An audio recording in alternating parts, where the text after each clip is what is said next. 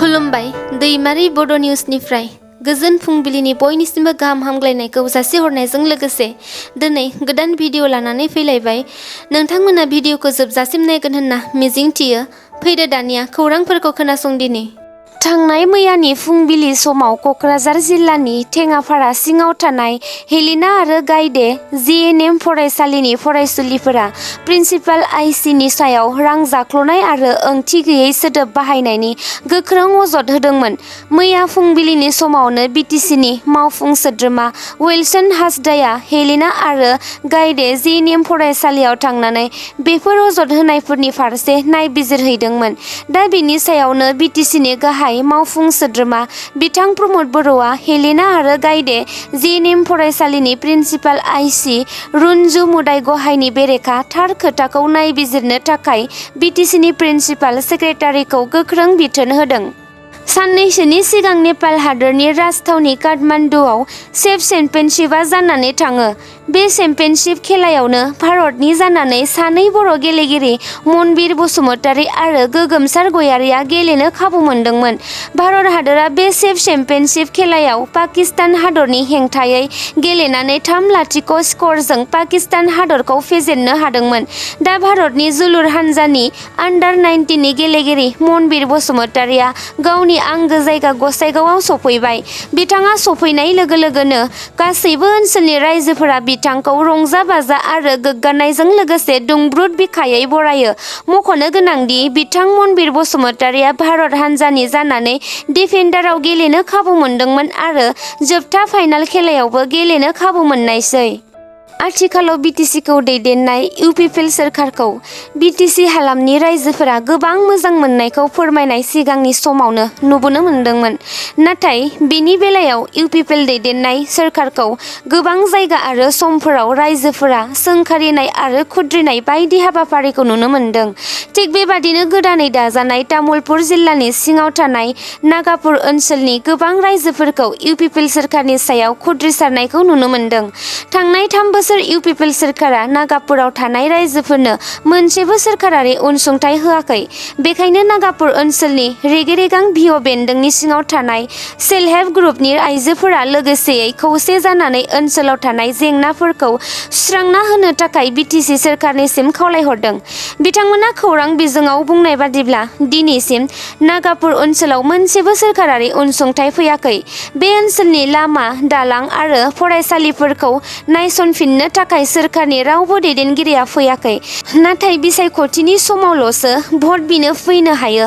बे ओनसोलनि गासै 95% सुबुङानो बिसायख'थियाव भट होनानै आथिखाल सोलिफु सोरखारखौ देरहाहोदोंमोन माबाफोर ओनसोलनि जौगानाय फैयो खोमा साननानै।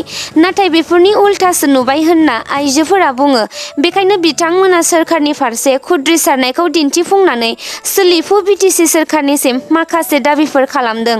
बेफोर जादों सेथियावनो गाहायै नागापुर गामिखौ रिबुनु गामि खालामनाय, नैथियाव पानिटांकी लामानिफ्राय नागापुरसिम थांनाय लामानि मथंगा दैमानि सायाव दालां लुफुंनांगौ, थामथियाव नागापुर हालामनि लामाफोरखौ पाक्का लामा खालामनांगौ, ब्रैथियाव सोरखारनिफ्राय सफैनाय अनसुंथाइफोरखौ होनो नांगौ आरो बाथियाव माइनाव सोरां बिथांखिनि गेजेरजों 75,000 रांखौबो होनो नांगौ होननानै गोख्रों दाबि खालामो।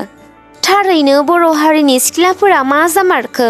सिगांनि समफोराव बर' हारिनि लाइमोन सिख्लाफोरखौ गुबुन हारिनि सेंग्राफोरजों लांखारजानानै बायदिसिना जेंनायाव गोग्लैनायखौ नुनो मोनबोदों।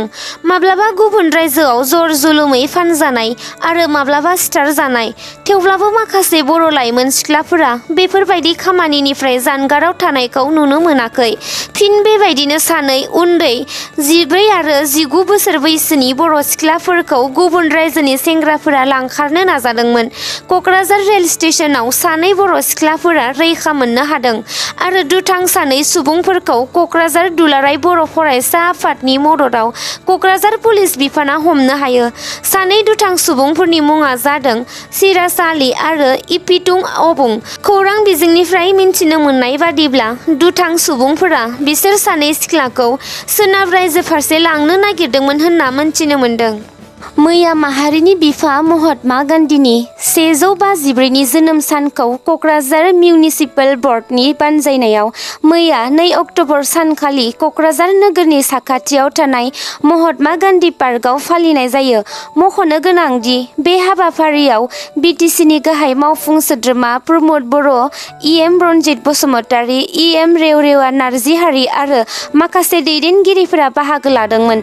बे हाबाफारियावनो बिथां प्रमद बर'आ बाहागो लानानै खौरां बिजोङाव फोरमायो दि लासै लासै बिटिसि हालामा गोजोननि फारसे आवगायलांगासिनो दं। दा बिटिसि हालामखौ हिंसा दावराव दावसि खालामनो होनाय नंलिया।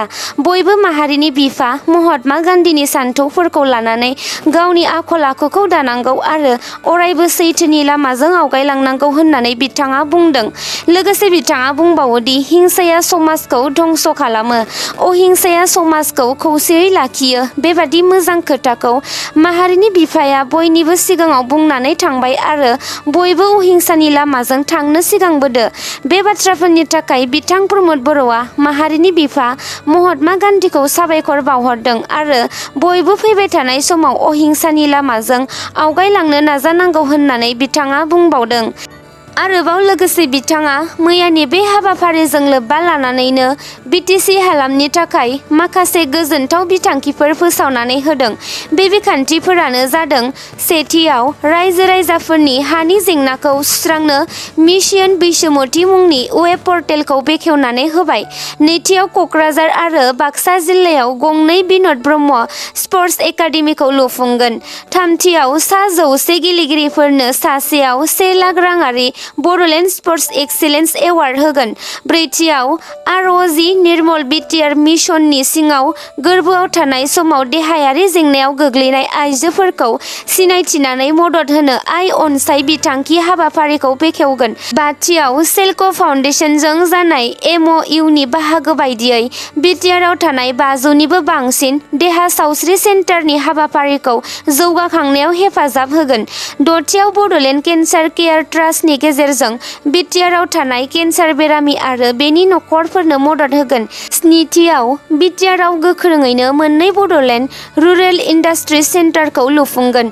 दाइनथियाव बिटिआरनि आबादारिफोरनि थाखाय डाटाबेस पर्टेल बेखेवबाय आरो बेबादिनो माखासे गोनांथार बिथांखिफोरखौ बेखेवनानै होयो बिथां प्रमद बर'आ। आथिखाल प्रमद बर' दैदेननाय इउपिपिएल सोरखारनि सायाव रेहन दैमारिनि माखासे गिदिरथार अजदफोर होनायखौ नुनो मोन्दों। बिथां रेहन दैमारिया अजद होनाय बादिब्ला प्रमद बर'नि गासैबो बाथ्राफोरानो नंखाय। मानोना टेट उथ्रिसारनायफोरखौ बिटिसि सोरखारा दिनैसिमबो थिसनलाय होनो हायाखै आरो होनो गोसोबो गैया। बिएलटिनि बिटिसि गोरोबथानि दारै गिदिर गिदिर केसफोरखौ बोखारनो हायोब्ला बिटिआर गोरोबथानि दारै मानो एनडिएफबिनि केसफोरखौ बोखारनो हाया होननानै गोख्रों अजद दिखांबावो बिथाङा। इउपिपिएलनि नखर नखर साख्रि होगोन होननानै बुंनायाबो नंखाय। दा इउपिपिएल दैदेननाय बिटिसि सोरखारखौ बेफोरबादि रायजोनि जेबो मोजां खामानि मावनो हायैनि थाखायनो रायजोफोरा इउपिपिएल सोरखारखौ खुद्रिबाय आरो फैगौ बिसायख'थियाव इउपिपिएल दोलोआ जेनगोना रोखा जाखाबाय होननानैबो बुङो बिथाङा। चाइना हादोराव जानाय एसियान खेलानि गोदान मेडेल मोननानै देरहासारनायनि फारिलाइ। दिनैसिम भारत हादरा बे खेलायाव गासै गं 58 मेडेलफोर देरहानो हादों। बे 58 मेडेलफोरनि गेजेराव गं 13 सनानि मेडेल आरो गं 22 रुफानि मेडेलजों लोगोसे गं 23 ब्रन्ज मेडेल मोननो हादों। मख'नो गोनांदि दासिम मेडेलफोरनि थख'लायाव चीन हादोरानो गासै 259 मेडेलफोरजों सेथि मासियाव दं आरो भारत हादरखौ नायोब्ला गासै 58 मेडेलफोरजों ब्रैथि मासियाव थानायखौ नुनो मोन्दों। थांनाय साननैसो सिगां बिटिसि हाग्रा बिफान आरो आसाम पुलिसजों लावख्रिगुरि गामिया होस्रांजादोंमोन। मैया बे होस्रांजानाय लावख्रिगुरि गामियाव आसाम प्रदेश कमिटिनि दैदेनगिरि गर्जन मुसाहारिया थांनानै गोख्रों रावजों इउपिपिएल दैदेननाय बिटिसि सोरखारखौ सोंखारियो। बिथाङा बुंनाय बादिब्ला थांनाय 40 बोसोरसो सिगांनिफ्रायनो बे लावख्रिगुरि गामिया समायना रमायनाहै बे ओनसोलाव रायजो जाबोदोंमोन। नाथाय भुटान सोरखारनि हाजो हालानि औवानि बान्दो जावफायना हरनाय जाय जायगाजों दैया थांनो नांगौमोन बे जायगाजों थाङाब्लानो लावख्रिगुरि गामिजों फैनानै न' बिथा माइ आबादथिलि बायदिखौ सिलिंखार खालामजोब्बाय। दैबानानि जेंनाखौ फोजोबस्रांनो थाखायनो आसामनि गिबि मन्थ्रिया बे ओनसोलनि थाखाय सिगांनो 500 कौटि रां होदोंमोन, नाथाय इउपिपिएल सोरखारा बे खामानिखौ मावनो 1 कौटि रांखौनो बाहायदोंना बाहायाखै होनना गोख्रों अजद दिखांदों। लोगोसे बिथाङा बुंबावो दि इउपिपिएल दैदेनगिरिफोरनि खर'आव दैबानाखौ माबोरै होबथानो नांगौ जेबो डिजाइन आरो सोलो गैया। इउपिपिएल सोरखारा बे लावख्रिगुरि ओनसोलनि सुबुंफोरखौ जेबो थांना थानायनि राहा खालामना होआखै, जायनि थाखाय सिखाव खावना थांनानै थानो नांगौ नामा आरो नोंसोर सिलाइजों गावथारगोन नामा होननानैबो गोख्रों सोंखारिदों। दिनैनि दिनाव इउपिपिएल आरो बिजेपिनि डिजाइना सुबुंफोरखौ गोरिब खालामना गाव राजा जानाय आरो दैबानाखौ माबोरै होबथानो नांगौ, हाग्रा ओनसोलाव माबोरै जिउ खुंनो नांगौ बेफोर डिजाइना इउपिपिएल दोलोनाव गैयाब्ला कंग्रेस दोलोनिफ्राय लानो खावलायो बिथाङा। दिनैनि खौरांफोरा एसेनोसै। नोंथांमोना भिडिअखौ नायनानै मोजां मोनदोंब्ला अन्नानै लाइक, शेयार, कमेन्ट आरो साबस्क्राइब खालामनानै होदो। गोजोन्थों।